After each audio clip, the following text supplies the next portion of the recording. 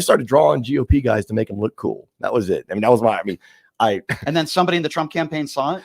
It started picking up traction on social media. I was just drawing nonstop. I was drawing Trump. I was drawing all kinds of people. I was mainly focusing on Trump. And by the way, I didn't even start.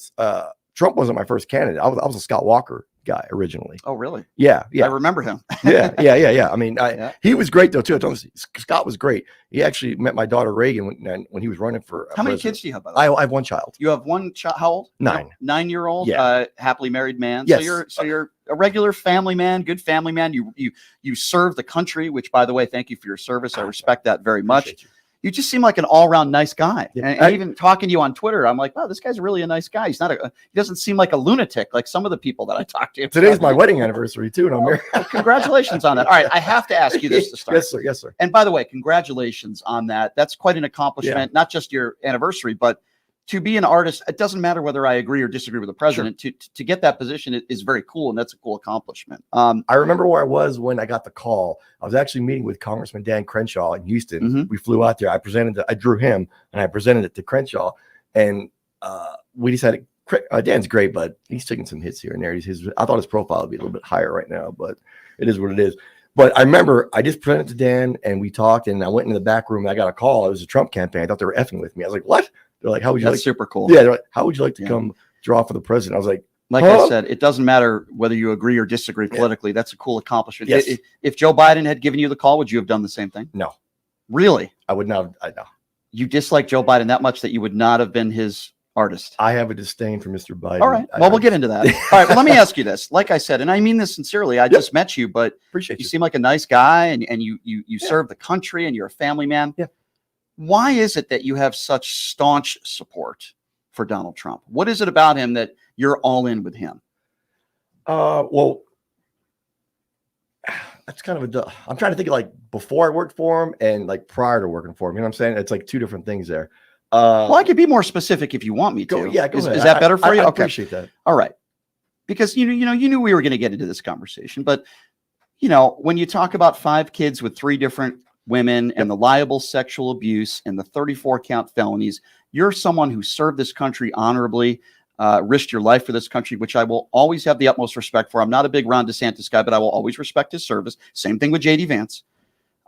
Whether you believe he said the suckers or losers comment or not, we know what he said about John McCain. He doesn't respect John McCain because he was captured. I'm not a McCain fan either. Well, not being a fan is one thing. Okay. Yeah. If you disagree with somebody politically, and I'm assuming that's what you mean, then that's fine. I think that's a fair conversation to have, but that's not what he said. He said he didn't respect John McCain because he was captured. So let me start there. As someone like you who's brave, who served this country, how do you support somebody who craps on our military and makes those kinds of statements?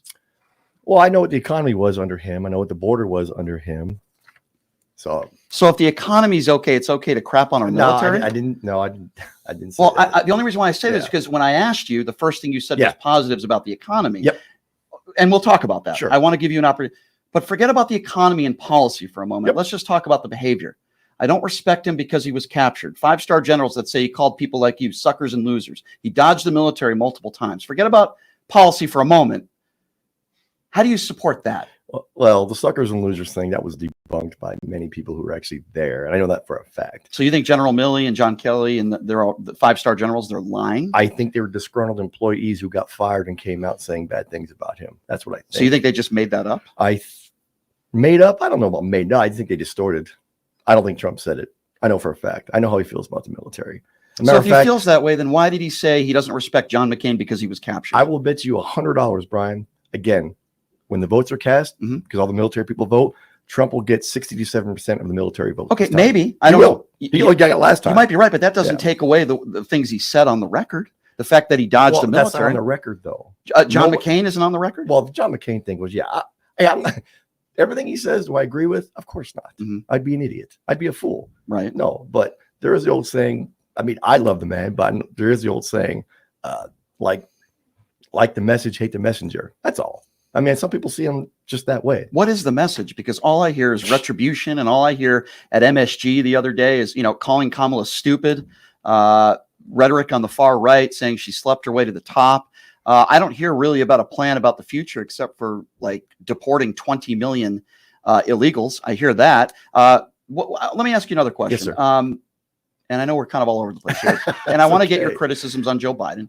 I absolutely want to get your criticisms I don't on want to get in Democrats. the mud though about that though. No, Brian. I mean, I'm I not hear there. you. You know what I'm saying? I hear you. I hear you. I respect Democrats. I respect all Americans, and I appreciate that. But Donald Trump doesn't. And that's my issue with him. If you have a disagreement on policy, I think it's great as Americans. Sure. We have those conversations like we will have. Yep. But I don't think it's good when you talk about 9 barrels pointing at Liz Cheney, which is what Donald Trump said yesterday. I don't think it's good when you make up a story about dogs and they're eating dogs and cats in Springfield, Ohio. We can talk about immigration. Let's talk about our differences. Let's figure out.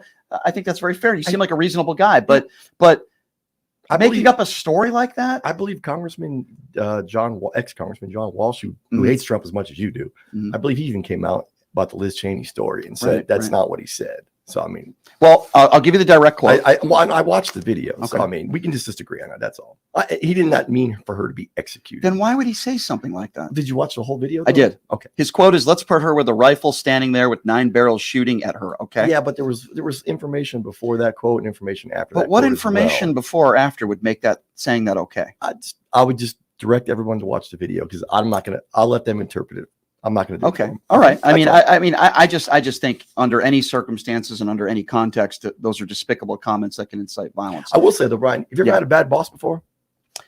Absolutely. Okay. 100%. We probably all had a bad boss, sure. Right? Or some you didn't agree with. I can't recall having any bosses that told me that I should stand in front of 9 barrels, people shooting at me though. Well, he did not imply for her to be executed. I just won't believe that. Let's put her with a rifle standing there with 9 barrels shooting at her. Okay. ? That's a direct quote. But okay, that's a direct quote. But you're not saying she's a radical war hawk. Okay, I'll give you the whole paragraph. She's a radical war hawk. Okay, that's fine. That's true. Okay, that's fine. After that sentence, he says, "Let's put her with a rifle standing there with 9 barrels shooting at her." Okay. And then he goes on to say, let's see how she feels about it, when the guns are trained on her face. Well, actually, that's a direct quote. I understand what he said, but I'm actually laughing at the fact that Democrats have Liz Cheney out there with them. That in itself is hilarious to me. Well, I mean, you have demonized her dad for how many years? They called him everything under the sun, the Cheneys, and now they have Liz.